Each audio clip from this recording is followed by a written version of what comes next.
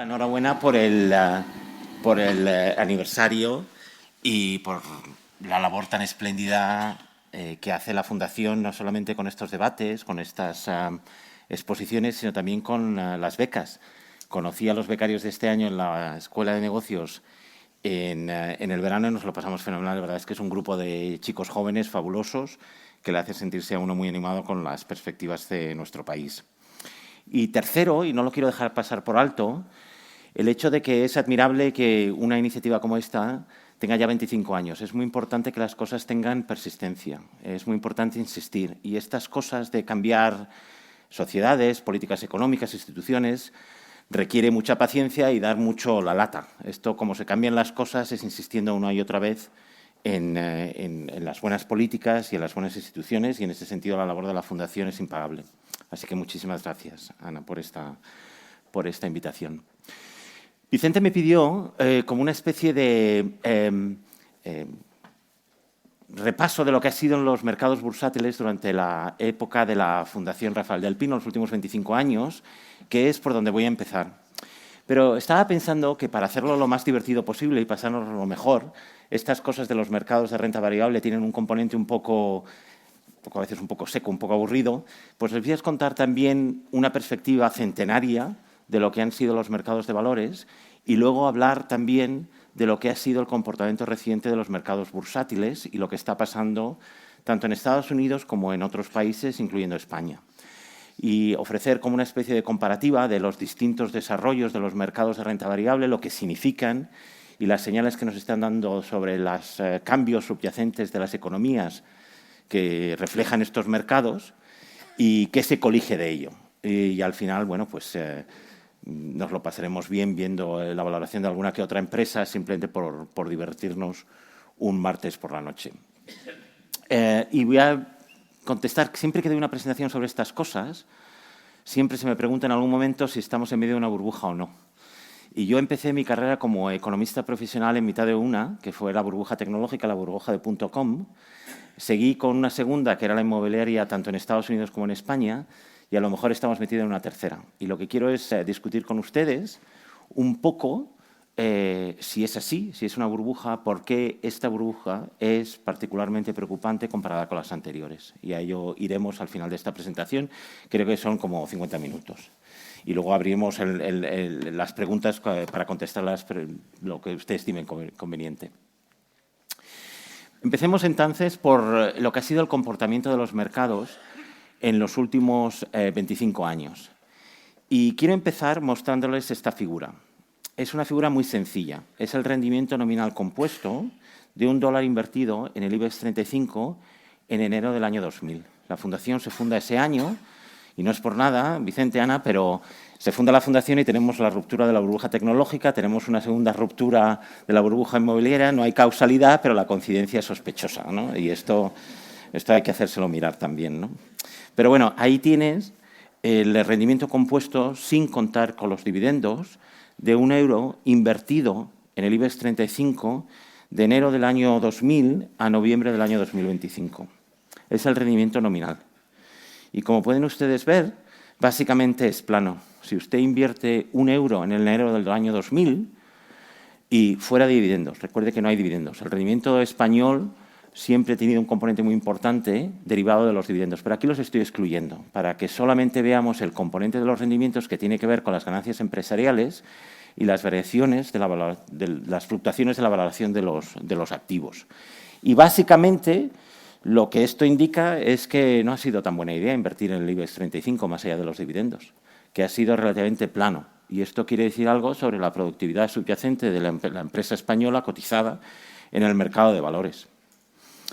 Este comportamiento del IBEX es algo común a todos los países europeos. Ahí tienen en azul el índice de los 50 valores que forman el Eurostoxx 50.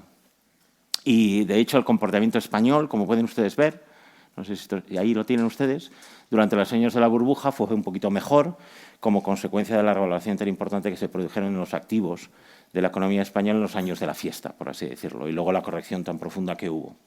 Pero, básicamente, no ha habido mucha diferencia entre el comportamiento fuera de dividendos del mercado de valores español y el mercado europeo.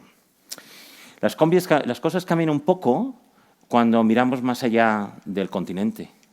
Ahí tienen el comportamiento del Nikkei 225, el índice japonés.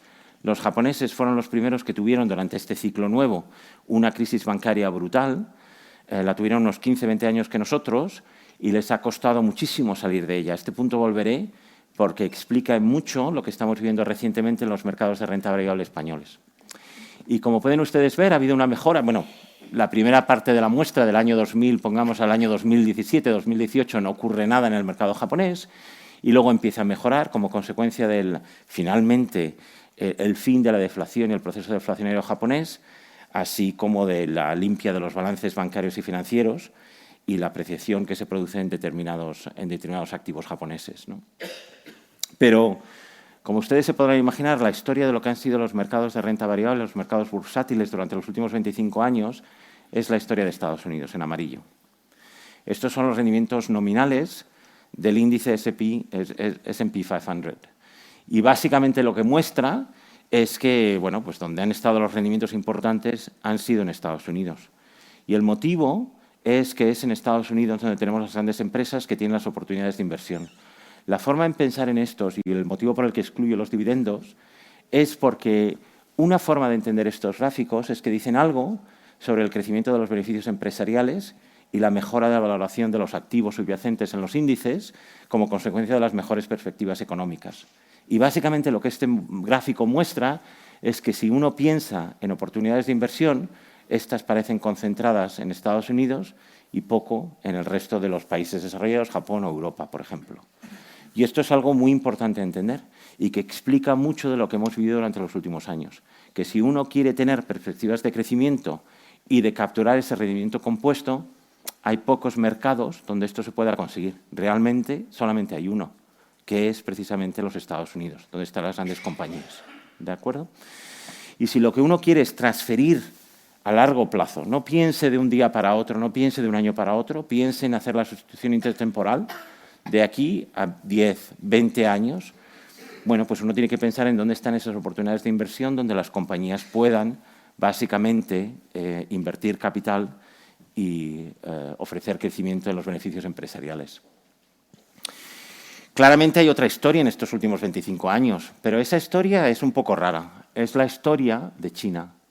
Ahí la tienen ustedes en verde, es el índice de Shanghai, que ha sido lo más parecido a una montaña rusa. Y esto tiene que ver mucho con el ciclo económico muy expansivo de la economía china, de la que todos somos conscientes, que ha sido una de las grandes historias de la economía mundial en los últimos 200 años, pero que desde el punto de vista de los mercados de valores, para arriba y para abajo. Hay un montón de procesos especulativos. El mercado chino es un mercado muy dominado por los inversores individuales y menos por los institucionales, y como consecuencia de ello tiene un montón de características que lo hace muy volátil, muy difícil invertir en él. Hay problemas también de garantías en lo que se refiere a la seguridad de inversión, de la posibilidad de influir en la gestión de las empresas si no tiene una mayoría importante en alguna de estas compañías, etc. Este es un país que, a su vez, no solamente ha vivido una expansión económica tremenda, sino que ha vivido, una vez más, una burbuja inmobiliaria, porque esto pasa en las mejores familias. Lo de las burbujas inmobiliarias pasa en Japón, en Estados Unidos, en China, da igual el sistema económico que uno tenga. Lo de las burbujas inmobiliarias es como los resfriados, que todos los tenemos que pasar de vez en cuando. Bueno, pues también lo han tenido y están en mitad de un proceso de limpia de los balances bancarios y del apalancamiento que se deriva, como siempre, de estos procesos especulativos en el sector inmobiliario. Básicamente lo que esto quiere decir es que las oportunidades de inversión, al menos, de acuerdo con este gráfico, no están del todo en Europa o en España en particular, a pesar de que ha habido una mejora muy importante de nuestro tejido empresarial durante estos últimos 25 años. España, por primera vez, tiene grandes compañías, que era una cuenta pendiente de la economía española. Tenemos grandes multinacionales que son competitivas en el exterior, no solamente los grandes bancos o las empresas de ingeniería, sino empresas como Inditex. Volveré a este punto más tarde. Lo último que les quiero hacer notar es, quédense con la mejora de los rendimientos nominales de España durante los últimos 2 o 3 años. A ello volveré en media hora. Lo que les he enseñado son los rendimientos nominales, pero claro, la inflación también juega un papel muy importante en estas cosas. Les estoy enseñando el mismo gráfico que antes, pero es desde enero de 2002 a octubre del 2025. Y es noviembre del 2002 porque cuando me estaba bajando los datos del Instituto Nacional de Estadística, lo hice muy por la noche, después de meter a los niños en la cama, y estaba medio dormido. Y entonces no puse los datos del año 2000. Con lo cual, si es un poquito distinto, es porque el momento en el que uno invierte cuando se presentan esos gráficos importa. Importa para ver cuánto se ha conseguido. Si uno invierte en enero del 2000, por ejemplo, uno absorbe la pérdida asociada con la ruptura de la burbuja tecnológica. Si uno invierte en enero de 2002, uno compra los activos a un precio muy bajo, ¿de acuerdo? Por eso es un poquito distinto del anterior. Y como pueden ustedes ver, si usted compra €1 del IBEX 35 en enero del 2002, pues en octubre o en septiembre del 2025, que son los últimos años para los que tenemos, el último mes para el que tenemos datos del índice de inflación, al que ahora volveré, pues tiene usted $2 o €2, ¿de acuerdo? €2. Lo que voy a hacer es sustraer la inflación y calcular el rendimiento compuesto real una vez que se sustrae la inflación. Y una vez más, desde el punto de vista de la valoración del IBEX 35, la inflación tiene un efecto de primer orden en el cálculo de este rendimiento, ¿de acuerdo? Con lo cual, sí, parece que es un poquito mejor desde el punto de vista nominal, pero desde el punto de vista real, y recuerden, esto es ex dividendos, no parece que los rendimientos hayan sido particularmente atractivos. Y una vez más, la diferencia es Estados Unidos. Incluso cuando se sustrae la inflación en Estados Unidos, hemos tenido un proceso inflacionario muy pronunciado en Estados Unidos en estos últimos años, pues todavía hay un rendimiento muy importante, que es lo que uno espera de un mercado de renta variable sano, donde haya la posibilidad de capturar la prima de riesgo asociada con invertir en activos riesgosos como son los activos de renta variable. ¿De acuerdo? O sea que esta diferencia nominal se traduce en una diferencia también real, con lo que esto supone de capacidad de ahorro del inversor español que se restrinja al mercado de renta variable español. Bueno, esto nos dice algo de lo que ha sido la evolución de los mercados de renta variable durante los últimos 25 años, pero yo lo quiero ahora darle un poco a que esto respire y vamos a ver esto en una perspectiva más larga, para ver dónde vamos y para ver si podemos colegir algo de la experiencia histórica, pues un poco para predecir dónde nos dirigimos.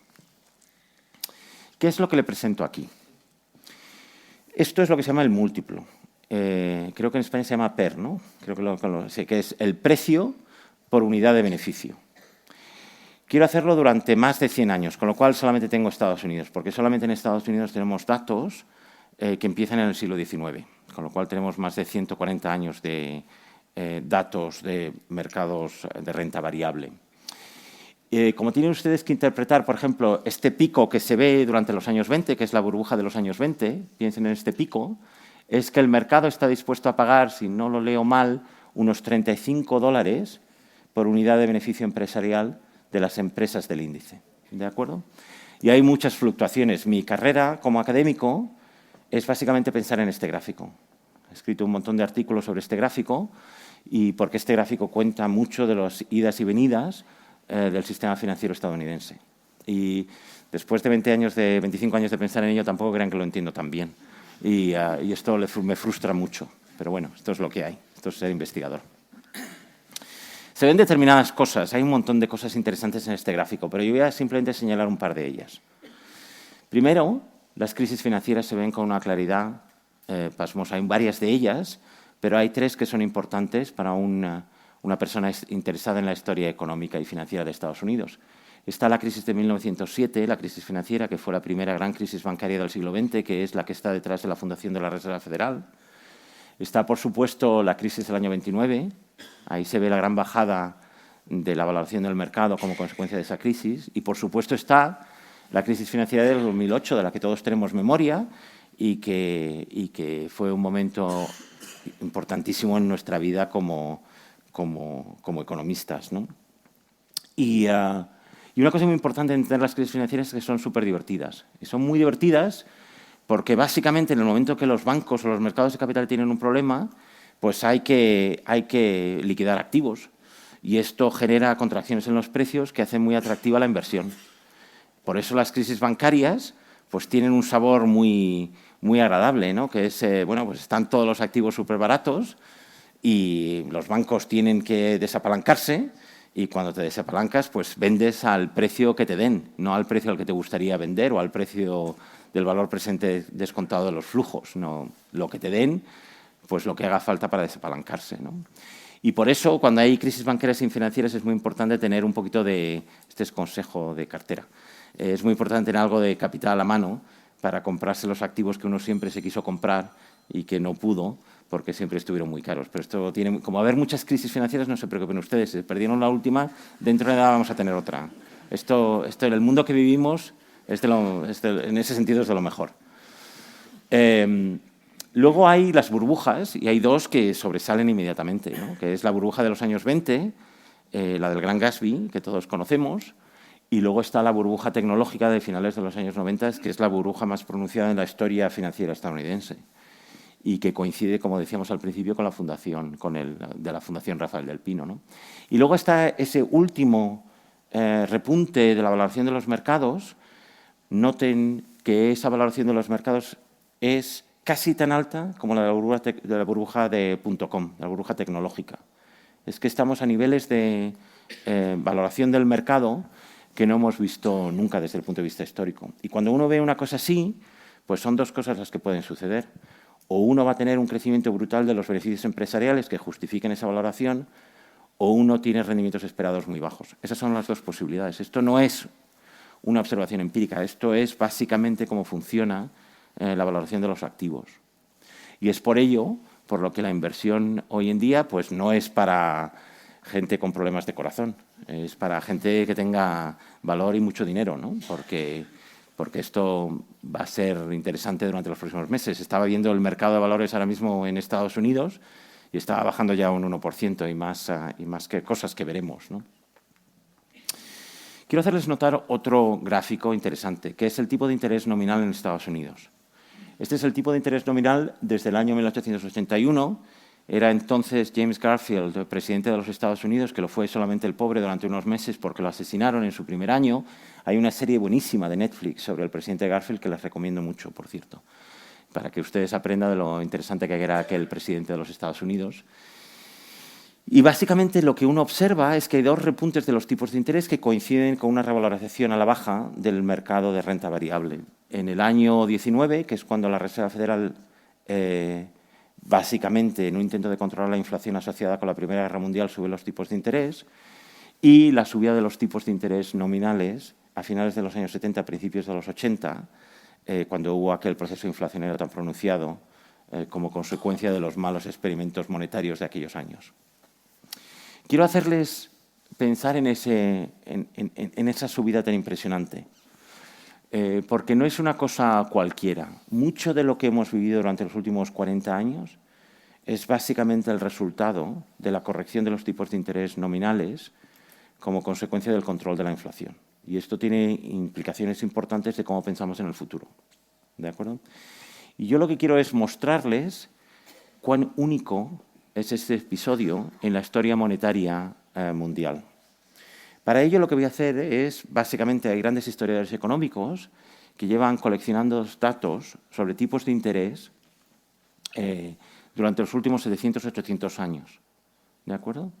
Les voy a mostrar un gráfico de a qué tipo de interés se pueden financiar reyes, soberanos y naciones durante los últimos 800 años.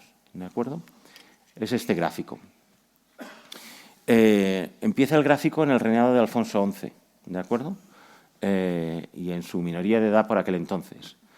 Y tienes una subida de los tipos de interés como consecuencia de la peste bubónica, que hizo muy difícil el tomar prestado, y luego hay un suave descenso de los tipos de interés. Marco ahí el siglo XVII, que es en el que se produce la gran revolución financiera que está en el origen de nuestra prosperidad, la creación del Banco de Inglaterra en 1694, y luego las condiciones tan favorecedoras del siglo XVIII, que fue un siglo de crecimiento y de acumulación de capital importante, la Revolución Francesa y las guerras napoleónicas, es donde se ve una subida del tipo de interés importante como consecuencia del endeudamiento del Estado británico para apalancarse y financiar la expansión militar contra Napoleón. Y luego, fíjense ustedes, el episodio tan peculiar que es en la serie histórica, los tipos de interés nominales en los años 70-80. Es que esto no tiene paralelo en 700 años de historia. Y la cosa es cómo pensar en este episodio. ¿Es este episodio repetible? ¿Es algo que se deriva de la estructura monetaria que tenemos hoy en día? ¿O es una cosa que sucede simplemente porque una vez que desligamos nuestras monedas del oro no sabemos cómo gestionar la política monetaria y ya hemos aprendido? A ello volveré un poquito más adelante. ¿De acuerdo? Pero lo único que quiero hacerles notar es que mucho de lo que hemos vivido en nuestra vida, en la vida de todos los que estamos aquí, jóvenes y mayores, se debe precisamente a eso. Se debe precisamente a los vaivenes tremendos en los mercados de renta fija y lo que ha pasado en ellos como consecuencia de un proceso inflacionario sin precedentes en la historia occidental. Una cosa que les recomiendo es que si uno quiere seguir lo que está pasando en el mercado, hay un índice que le permite a uno seguir de forma diaria cómo se siente el mercado, que es lo que se llama en Estados Unidos el índice del miedo, es un índice de volatilidad. ¿De acuerdo? Lo pueden ustedes bajar todos los días y lo pueden comprar. Está subiendo mucho últimamente durante las últimas 2 semanas. Y es porque el mercado se está poniendo nervioso. Se está poniendo nervioso que Nvidia anuncia beneficios mañana y no sabemos si va a anunciar beneficios importantes o no. Y esto nos va a indicar algo de la demanda subyacente de estos maravillas de semiconductores, que es lo que está detrás de la revolución de la inteligencia artificial. Y ese incremento de la incertidumbre es mal síntoma. Que dependa tanto la valoración del mercado de lo que haga una sola empresa es mal síntoma de lo expuesto que está el mercado a determinados modelos de negocios. ¿De acuerdo? Pero una cosa bonita de este índice es que le permite a uno seguir todas las cosas que han pasado durante los últimos años. Es perfecto. Lo bueno y lo malo. ¿De acuerdo? Y uno se lo puede bajar, es público, se lo puede bajar y uno lo puede comprobar al día. ¿De acuerdo? Lo que quiero hacer en la última parte de esta presentación, queda como media hora, Vicente, más o menos, es contarles un poco lo que está pasando hoy en día, el comportamiento actual del mercado, porque es muy divertido. Es siempre interesante pensar. Estados Unidos es un lío tremendo estos días, como saben ustedes. Y es ese lío que siempre es Estados Unidos, que es un lío económico, tecnológico, político, social. Es lo más divertido vivir ahí, porque siempre hay una cosa distinta que está pasando, ¿no? Y este periodo no es distinto. Mucho se ha hablado de la presidencia de Donald Trump. Ahí tienen ustedes los rendimientos de los mercados variables durante su presidencia hasta hace una semana. ¿De acuerdo? Estados Unidos no ha dado una valoración del mercado particularmente notable. Es verdad que los valores en Estados Unidos ya estaban muy elevados, pero el rendimiento del mercado creo que es un 13%, una cosa así. Y luego tienen un montón de los países y fíjense ustedes que el mundo desarrollado, casi todo él, ha tenido un mucho mejor comportamiento desde el punto de vista del rendimiento que los Estados Unidos. Pero falta un país ahí, que somos nosotros. Somos el país que tiene el rendimiento más importante este año de todos los países desarrollados. Y esto es interesante. ¿Por qué España, de un día para otro, tenemos este comportamiento en el mercado bursátil tan imponente comparado con el resto de los países? Estas son las 10 compañías que mejor se han comportado este año en España. Tenemos una empresa tecnológica, realmente nuestra única empresa tecnológica, Indra, y luego están todos los bancos. Santander, BBVA, Unicaja, CaixaBank, Bankinter, todos los bancos son precisamente los que están llevando el índice. Y esto no es sorprendente porque los bancos europeos llevan deprimidos desde básicamente la crisis bancaria y financiera. Y esto es una lección de todas las crisis financieras. Todos esos riesgos que se habían suscritos y que no debían haberse suscritos están en los balances bancarios. Y simplemente quitárselos de encima y evitar diluir la acción mediante la emisión de capital, eso es precisamente lo que deprime la valoración de los bancos y de los bancos europeos en particular. Esto es síntoma de mejora de la salud de nuestro sistema financiero. Uno de los motivos por que la actividad crediticia, a pesar de que España no va mal y va no va mal básicamente por la migración, es lo que está sosteniendo la actividad económica española. Pero una cosa que le va a ayudar es precisamente esa limpia de los balances que se está produciendo y esa recapitalización del sistema financiero español que tan necesaria es para financiar actividad económica adicional, ¿no? Y luego es muy interesante porque no solamente está la empresa tecnológica, que se va a beneficiar muchísimo del rearme europeo que se va a producir durante los últimos años, Solaria, la empresa de energía solar, y luego está Acciona, siempre hay una empresa de ingeniería en cualquier lista de empresas españolas, y luego una empresa de seguros, que siempre funcionan bien, ¿no? Pero en ese sentido, esa mejora que se observa recientemente en el índice español no hubiera estado de más que hubiera estado motivada por empresas que no fueran o que fueran más allá de los bancos, no hubiera estado de más, ¿de acuerdo? Lo que estamos viendo es una cuestión puramente cíclica de limpia de los balances, ¿no? Para entender un poco lo que está pasando en Estados Unidos, quiero que observen, no sabía cómo mostrarles esto. Voy a intentar esto y usted me dice si funcionan para ilustrar el punto que estoy intentando hacer. Quiero que se fijen primero en la línea verde. Esto es lo que se llama en Estados Unidos el vacancy rate. Son los puestos de trabajo sin cubrir. Lo tienen que leer con respecto al eje izquierdo y ese millones de puestos de trabajo. Por ejemplo, en el año 2000 había casi 5 millones de puestos de trabajo sin cubrir, o 5.5, el número que sea este, ¿de acuerdo? Y eso es un índice de lo bueno que es la actividad económica en Estados Unidos, ¿de acuerdo? Cuanto más alto ese número, pues mejor, porque eso quiere decir que hay muchos puestos de trabajo sin cubrir, que no hay trabajadores suficientes, que los salarios están subiendo y que la economía está boyante, ¿de acuerdo? Lo que he puesto en blanco es el múltiplo. Una vez más, déjeme que se lo recuerde, es cuánto uno está dispuesto a pagar por dólar de beneficio, ¿de acuerdo? Con lo cual, cuanto más alto ese número, pues más está dispuesto a pagar el mercado por un dólar de beneficio en el sector empresarial cotizado en Estados Unidos. Ese número es alto cuando las cosas van bien y es bajo cuando las cosas van mal, cosa que tiene mucho sentido común. Y es exactamente lo que muestran esas líneas, se siguen la una a la otra. Pero observe lo que ha pasado durante los últimos 2 o 3 años. Estas dos líneas están divergiendo. Estas cosas no se sabe muy bien lo que quieren decir, porque estos gráficos también están muy sesgados por el efecto de la pandemia. Pero el hecho de que las condiciones económicas subyacentes de Estados Unidos estén empeorando y el mercado siga yendo para arriba es siempre un indicador de que a lo mejor el mercado tiene expectativas que no son razonables, dadas las realidades subyacentes de la economía estadounidense. Y esa divergencia coincide, esto es para ser un poco controvertido, precisamente coincide cuando se anuncia ChatGPT, cuando OpenAI anuncia el servicio de inteligencia artificial abierto que todos podemos utilizar, ¿de acuerdo? Y nos damos cuenta de que ha habido una revolución tecnológica mucho más importante de lo que creíamos y en noviembre nos anuncian que, bueno, que esto ha llegado, que esta revolución tecnológica ha llegado.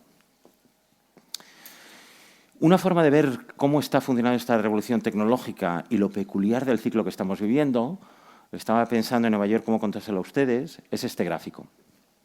Lo que muestro aquí es la capitalización de la empresa líder del mercado como porcentaje del PIB. No es un error, ¿de acuerdo? En el año 1998, la empresa líder en capitalización del mercado era General Electric, con una capitalización que era como del 3% del PIB estadounidense, ¿de acuerdo? El año siguiente es Microsoft. Microsoft en el año 2000 también. Luego hay la corrección como consecuencia de la ruptura de la burbuja tecnológica y vuelve a ser General Electric, Microsoft, General Electric, y luego no hay nada como una guerra en el Oriente Medio para la cotización de las empresas petrolíferas. Y eso es cuando Exxon se convierte en la empresa líder del mercado en capitalización como porcentaje del PIB estadounidense. Lo interesante es lo que empieza a partir de los últimos años, en particular a partir de la pandemia. Es que NVIDIA, ahora mismo, la empresa que produce estos semiconductores que son fundamentales para el desarrollo de la inteligencia artificial, es nada menos que el 15%, el 16% del PIB estadounidense como capitalización. A eso nos referimos, o se refieren los comentaristas, cuando se dice que la economía estadounidense se ha convertido en una apuesta única. Es que todo depende de lo que pase mañana en lo que se refiere a los anuncios de los beneficios empresariales de esta empresa. Hay tanto correlacionado con las idas y venidas de esta industria que todo parece depender en exceso de unas pocas empresas. ¿De acuerdo? Por compararlo un poco con Europa, quiero que se queden en la capitalización de Nvidia, no sé cuánto será ahora, 4 trillones de dólares más o menos, por ahí debe estar, ¿de acuerdo? No sé cuánto estará subiendo o bajando hoy, pero por ahí está. Les voy a mostrar la capitalización de las 10 empresas más importantes en Europa por capitalización del mercado. No es un error. Es que la empresa con mayor capitalización en Europa, que es ASML, la empresa holandesa que produce estas máquinas absolutamente esenciales para el desarrollo de los semiconductores, solamente vale 350 billones de euros por aquí. Estamos hablando de un orden de magnitud 10 veces más bajo de lo que vale una empresa tecnológica americana. Es que la 10ª empresa en la lista del índice, Inditex, solamente vale unos 170 billones de euros, lo que sea ese número. Y ninguna de ellas pasa del 2,5% del PIB. Europa no tiene ahora mismo grandes compañías que puedan financiar el desarrollo tecnológico o la adaptación tecnológica. Simplemente no tienen esos recursos, no son tan beneficiosas ni tienen las economías de escalas necesarias para financiar las plataformas de investigación y desarrollo que permitan competir con las empresas americanas. Esto simplemente no va a pasar, o no va a pasar en un futuro próximo, no va a pasar, ¿de acuerdo? Nos hemos quedado irremediablemente atrás porque realmente no tenemos empresas tecnológicas importantes. Si usted ve esa lista, pues está Louis Vuitton, Prosus, que es realmente una cartera, y de hecho yo creo que es sudafricana, el capital importante, la empresa alemana SAP de software, esa está muy bien, Hermès, otra empresa de lujo, Siemens, la empresa alemana, L'Oréal, Novo Nordisk, la farmacéutica, Airbus, que es una empresa realmente pública, y la nuestra, que es Textil Inditex. Pero hay muy poca tecnología en el mercado. Y una vez más, nada de lo que estoy diciendo les debe sorprender. Es que simplemente el mercado bursátil refleja, por así decirlo, las realidades económicas subyacentes de lo que es Estados Unidos y de lo que es Europa. Estas son las grandes compañías que más han crecido este año. Se lo pongo simplemente para mostrarles un par de cosas. Primero, que la empresa que más ha subido es una empresa de semiconductores, como siempre, Micron. Y la segunda es Palantir, que es una empresa realmente de software, pero muy ligada al desarrollo de la industria armamentística estadounidense. ¿De acuerdo? Pero hay un montón de empresas de tecnología, Zscaler, Intel, AMD, y luego están pues, las empresas de entretenimiento como Warner Bros., que está muy bien que estén ahí, ¿no? Y luego las grandes perdedoras son empresas como PayPal, de la que todos ustedes tienen noticia, que fue una empresa fundamental en el desarrollo del Internet. Es una empresa ya muy madura. Está Adobe.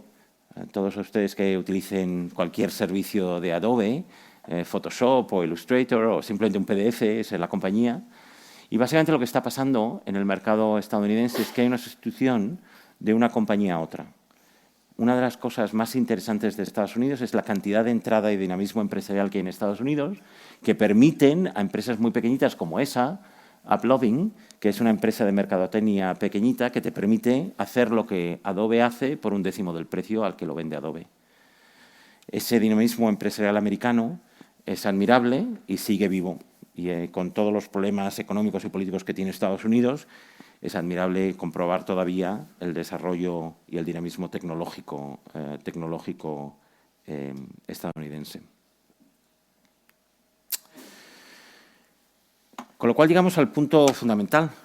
Y si esto es una burbuja o no. Les he dicho antes, les mostraba este gráfico, y en este gráfico les hacía ver un poquito esta especie de divorcio que hay entre la realidad subyacente de la economía americana y su salud, medida por el número de puestos de trabajo que hay sin cubrir, y la valoración del mercado expresada como múltiplo. ¿Cuánto está dispuesto a pagar el mercado por $1 de beneficios? Y que estas dos cosas se están moviendo en direcciones opuestas. La segunda evidencia es el tremendo crecimiento de la valoración de algunas de las empresas que están muy conectadas a esta revolución tecnológica. ¿De acuerdo? Y el que este proceso no parece que esté sucediendo en Europa porque no tenemos exposición a esa revolución tecnológica que está sucediendo en el mundo, ¿no? Y lo que quiero hacerles ahora es, bueno, pues vamos a ver si esto es... Yo siempre les voy a dejar con mal sabor de boca, porque no sé si les voy a decir si es una burbuja o no. Pero les voy a decir que si es una burbuja, esta es una burbuja tremenda. Y vamos a compararla con las anteriores, ¿de acuerdo? Aquí he puesto, en el eje vertical, he puesto 3 burbujas. La .com, de finales de los años 90, el ciclo inmobiliario, con el que tan familiarizados estamos en España, pero también en Estados Unidos, y luego la revolución de la inteligencia artificial. Todas estas burbujas o procesos en los mercados bursátiles tienen varios componentes. Si pueden tener un componente tecnológico, estamos hablando de una tecnología nueva, tienen un componente inmobiliario, hay exposición al riesgo inmobiliario, tienen apalancamiento, está financiándose todo con muchísimo crédito, juega el gobierno un papel y, por último, si hay algún atenuante que nos permita invertir con la seguridad de que a lo mejor no nos vamos a quemar los dedos. ¿De acuerdo? Esto es como quiero que piensen en esta tablita. Empecemos por la de .com. Es muy contraintuitivo, pero aquí sí es malo y no es bueno. Por eso lo pongo en rojo y en verde, ¿vale? .com es la burbuja perfecta, ¿ok? Es la burbuja que a todos nos gustaría tener varias veces. ¿Por qué? Porque solamente tiene un componente tecnológico. Estos procesos especulativos asociados con una nueva tecnología ocurren muchas veces, pero una cosa buena es que no tenía un componente inmobiliario. Lo único, si uno quería financiar una nueva compañía tecnológica, pues bueno, se invierten 2 millones de dólares para mantener vivos a los ingenieros de software que se están desarrollando el software mientras lo desarrollen y después nada, andar que se pone el servicio en el Internet y ya está. No tenía un componente inmobiliario importante. No estaba financiada con crédito. Lo importante de la burbuja.com es que casi todo es capital, con lo cual si hay una corrección se absorbe inmediatamente por parte del capital. No hay exposición bancaria al hundimiento de la burbuja.com. Por eso ustedes recuerdan aquellos años tan divertidos, porque aquello era una especie de montaña rusa, pero no tuvo consecuencias económicas y parte de ello es precisamente que no había apalancamiento. Y cuarto, el gobierno no juega un papel importante. El gobierno juega un papel importante al principio de esa burbuja subsidiando el desarrollo del Internet. Pero ese es básicamente todo el compromiso del gobierno con aquel episodio. ¿De acuerdo? El ciclo inmobiliario es un ciclo más peligroso. No tiene un componente tecnológico, tiene un componente inmobiliario, por supuesto, tiene un componente de crédito importantísimo. Eso es lo que lo hace tan dolorosa esa crisis, porque está todo el mundo metido. Los hogares, los bancos, las empresas que están clasificando préstamos realmente inmobiliarios como industriales, etcétera. Eso es lo que hizo esa crisis tan grave. Y, por supuesto, el gobierno. En Estados Unidos, con las agencias Fannie y Freddie, que están subsidiando la titulación de las hipotecas estadounidenses, y en España con las cajas. Es que los gobiernos siempre tienen la manita metida en todos los procesos especulativos en el sector inmobiliario, porque no hay nada que le guste más a un político, y esto nos hinchamos a decirlo aquí en esta casa, que no hay nada que le guste más a un político que una burbuja inmobiliaria, porque crean un montón de actividad, de empleo, y luego ya se las arreglará el siguiente cuando se rompa la burbuja, ¿no? Que es como funcionan estas cosas. Y una vez más, esto no es un comentario sobre nosotros. Esto pasa en las mejores familias. Pasa a los japoneses, a los suecos, que son la gente más decente del mundo, a los americanos. Esto le pasa a todo el mundo, ¿no? Que es que esto de las burbujas da un gusto tremendo, ¿no? La burbuja de la inteligencia artificial, si es así, que lo es muy distinta. Porque hay que poner que sí en todo. Tiene un componente de tecnología importante, es básicamente una burbuja tecnológica. Tiene un componente inmobiliario importantísimo, importantísimo, con el desarrollo de los centros de datos y la red energética que se necesita para sostener la inteligencia artificial, a lo que volveré en un momento. Como consecuencia de esa parte inmobiliaria de esta burbuja, tiene un componente de apalancamiento brutal. Ahora mismo hay comprometido alrededor de $1 trillón simplemente en el desarrollo de estos centros de datos, ¿de acuerdo? Y hay una involucración por parte del gobierno que es muy sutil y que la quiero dejar como idea con ustedes para que, si quieren, la discutamos un poquito más durante la ronda de preguntas. Y es que el gobierno estadounidense va a tener incentivos muy importantes para intervenir en este mercado y evitar el hundimiento de las empresas que están detrás del desarrollo de la inteligencia artificial, porque quiere apoyarse en ellas para mantener la competencia con China. Es que ahora mismo la competencia con China, desde el punto de vista tecnológico, no se juega tanto en la universidad o en el laboratorio gubernamental como dentro de las grandes compañías tecnológicas, como Microsoft, Nvidia, Google, las grandes compañías tecnológicas americanas. Y esto de dejar caer a la empresa que te pueda dar la solución en el desarrollo de la inteligencia artificial, esto no va a pasar, porque el Gobierno tiene un interés en su mantenimiento. Hay atenuantes en todas estas cosas. Como les decía, en la burbuja.com había un apalancamiento muy limitado, con lo cual eso es lo que hizo esa burbuja tan inocua desde el punto de vista agregado. En la última, en el ciclo inmobiliario, nos olvidamos, pero había muchísima capacidad de política monetaria y fiscal para absorber los efectos de la ruptura de la burbuja inmobiliaria. Si tenemos otra burbuja inmobiliaria, como nos pille con este apalancamiento, esto no lo vamos a poder resolver. La próxima crisis puede ser muy distinta a la anterior. Y es precisamente como consecuencia del apalancamiento de la anterior, que todavía está sin resolver, que no tenemos, por así decirlo, pólvora seca si tenemos otra crisis. No va a haber capacidad fiscal para absorber el shock que venga. ¿De acuerdo? Y el otro atenuante en la inteligencia artificial es que las empresas que están desarrollando la inteligencia artificial son muy beneficiosas. Es que Google no hace más que ganar dinero, o Meta.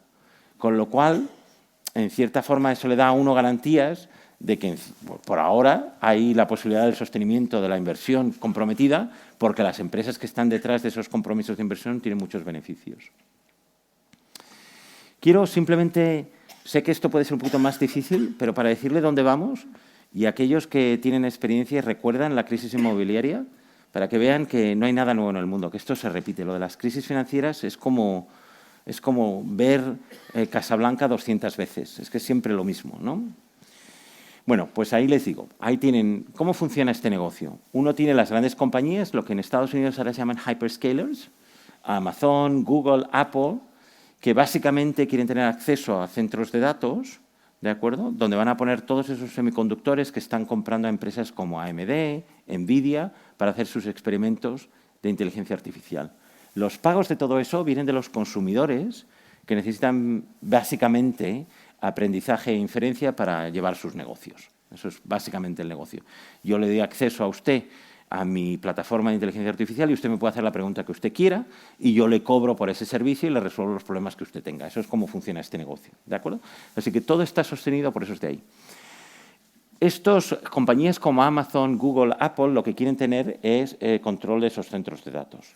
Pero no lo quieren tener en el balance, con lo cual crean un vehículo de propósito especial, que es como una subsidiaria donde yo pongo un poquito de capital, apalanco ese vehículo de propósito especial y ese vehículo compra la acción que le da derecho a propiedad en el centro de datos. Y lo que se apalanca es ese vehículo de propósito especial. Lo van a apalancar los bancos, así como el crédito privado, que es una innovación financiera en Estados Unidos durante los últimos 10 años. Y luego todo eso se va a financiar mediante la titulación y va a acabar en su fondo de pensiones. Eso es cómo va a funcionar esto, ¿de acuerdo? Y ese proceso ya está en marcha. Ese proceso ya está en marcha. Y el problema, por supuesto, es, bueno, hay varios problemas ahí. Primero, si ese servicio vale lo que se está invirtiendo. Eso está por descubrirse. Pero luego está si tenemos la capacidad energética para realmente suministrar de energía a estos gigantescos centros de datos que se están montando, porque les va a subir a ustedes, o en Estados Unidos, el precio de la electricidad de una forma tremenda. Hay una anécdota divertidísima de una empresa, era Oracle, que conecta a la red eléctrica, le dan al enchufe y no entra la electricidad. Y es el motivo el que están en competencia con toda la gente, creo que en el estado de Oregón, que están consumiendo electricidad. Es que no tenemos bastante electricidad para suministrar de potencia a todos estos centros de datos que estamos desarrollando. Eso está por desarrollarse y todo el proceso de inversión,